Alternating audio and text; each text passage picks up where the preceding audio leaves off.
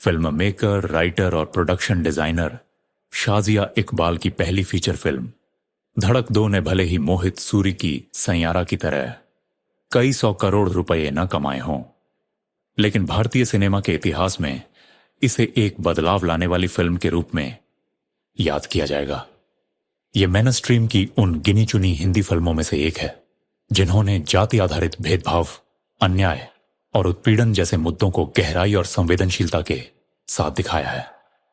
हालांकि इसमें सिद्धांत चतुर्वेदी के ब्राउन फेस वाले लुक पर काफी बहस और आलोचना हुई है। वह इस फिल्म में एक दलित लड़के नीलेश अहिरवार का किरदार निभा रहे हैं, जो अपनी पहचान को स्वीकारने और समझने की कोशिश में है। हालांकि इस विवाद को अलग रख दें तो फिल्म का नजरिया न तो तरस खाने वाला है और न ही सतही, बल्कि यह वंचित तबके की सच्चाई को ईमानदारी से दिखाती है। फिल्म में बॉलीवुड वाला भावनात्मक असर और बड़ा सिनेमा पैमाना तो है ही, साथ ही ये कई विरोधाभासी सच्चाइयों को भी समझाती और दिखाती है।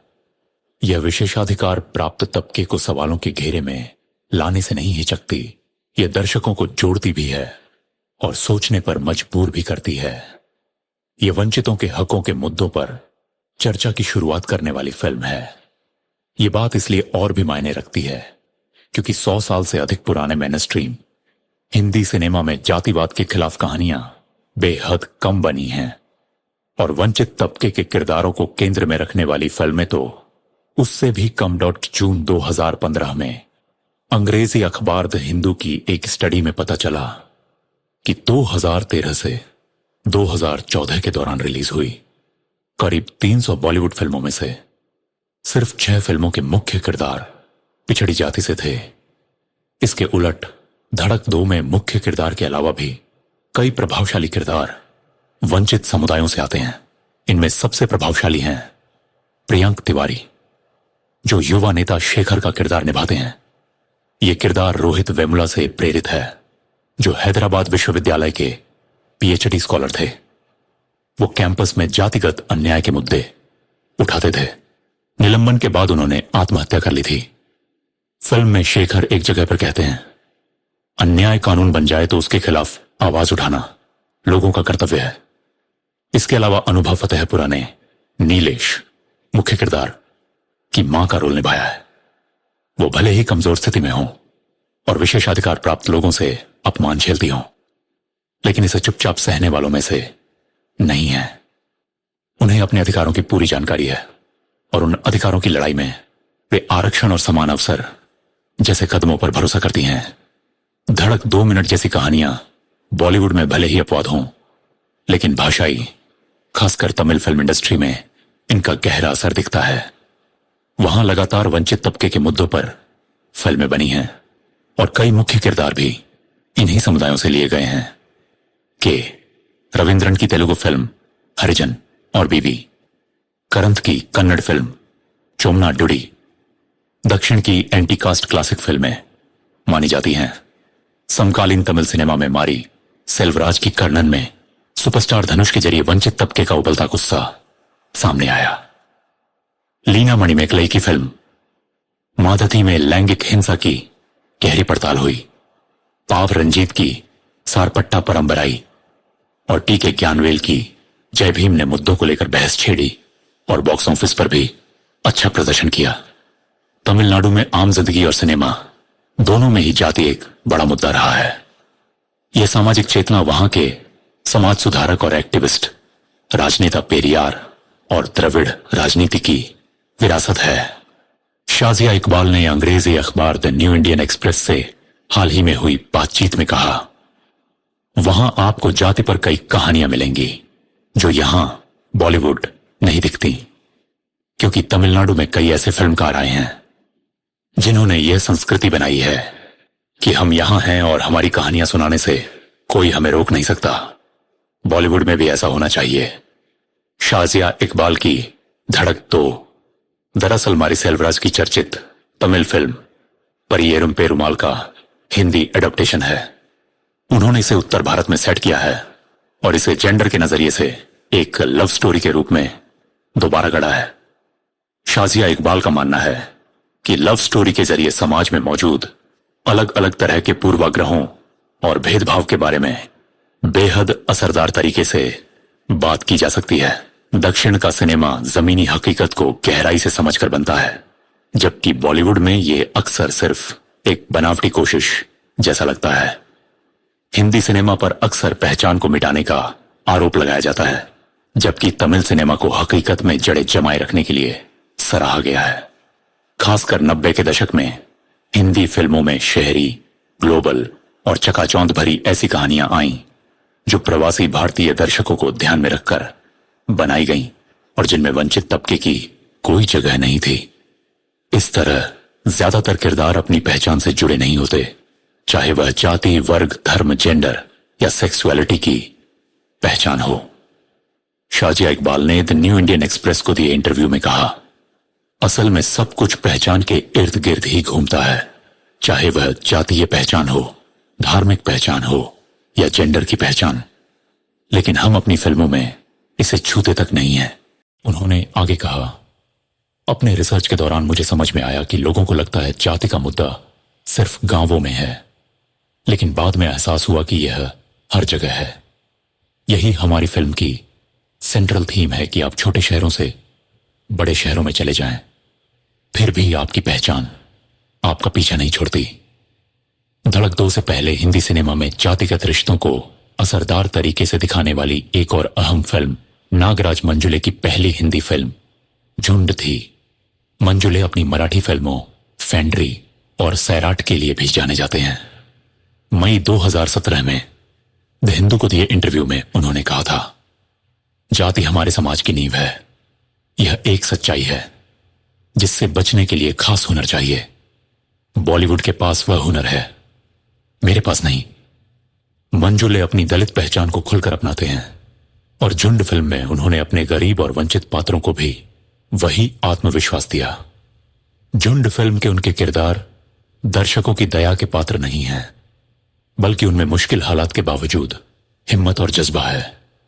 उनके प्रोफेसर अमिताभ बच्चन उन्हें बचाने वाले मसीहा नहीं, बल्कि उनके साथी हैं। यह नजरिया पहले बनी फिल्मों से बिल्कुल अलग था। माना जाता है कि सिनेमा में दलितों के प्रतिनिधित्व का इतिहास फ्रांज ऑस्टिन की अछूत कन्या से शुरू हुआ, जो साल 1936 में आई थी। ये एक निचली मानी जाने वाली जाति की लड़की और ब्राह्मण लड़के की प्रेम कहानी थी। इसे सामाजिक बहिष्कार और छुआछूत को लेकर पहली कोशिश माना जाता है। एक और फिल्म जिसकी काफी चर्चा हुई वो थी बिमल रॉय की सुजाता, जो साल 1959 में आई थी। इस फिल्म में नूतन ने एक अछूत लड़की का किरदार निभाया था। वो एक ब्राह्मण परिवार पली बढ़ी, लेकिन तथाकथित प्रगतिशील दुनिया में भी यह किरदार पूर्वाग्रहों का शिकार होता है। गांधी के छुआछूत विरोधी सिद्धांत से प्रेरित सुजाता ऊंची मानी जाने वाली जाति के फिल्मकारों की रचना थी। इसमें समाज में विशेषाधिकार प्राप्त किरदार बेबस लड़की का उद्धार करने के लिए सामने आते दिखाए गए हैं। शायद उस समय इस मुद्दे को सही दिशा में आगे बढ़ाने के लिए सवर्णों की तरफ से इस तरह का हस्तक्षेप जरूरी था। सालों बाद आशुतोष गोवारिकर की फिल्म लगान साल 2001 में भी कचरा नाम का एक अछूत किरदार था। ये एक अनोखा स्पिन गेंदबाज था और फिल्म में क्रिकेट टीम का हिस्सा था। अंग्रेजों के खिलाफ मैच जिताने में इस किरदार की अहम भूमिका थी।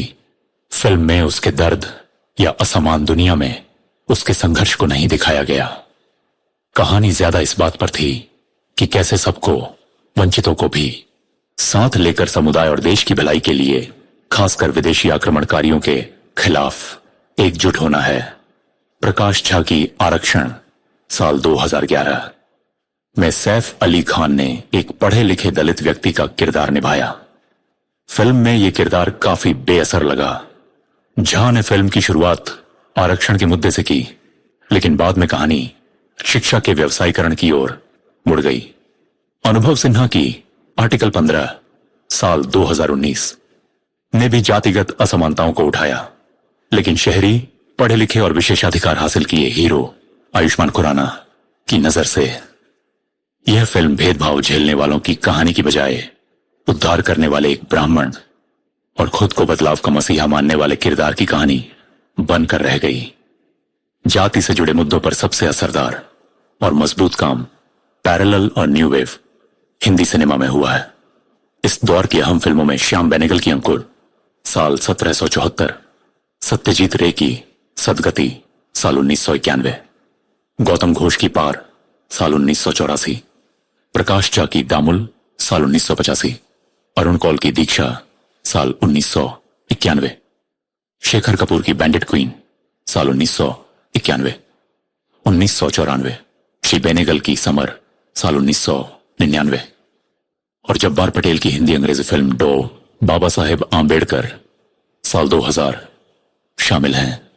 कुछ युवा और स्वतंत्र निर्देशकों ने एंटी कास्ट कहानियों में नए और ताजा नजरिए पेश किए, जैसे विकास मिश्रा की चौरंगा साल 2014 और चैतन्य तुम्हाने की मराठी गुजराती हिंदी अंग्रेजी फिल्म कोर्ट साल 2014।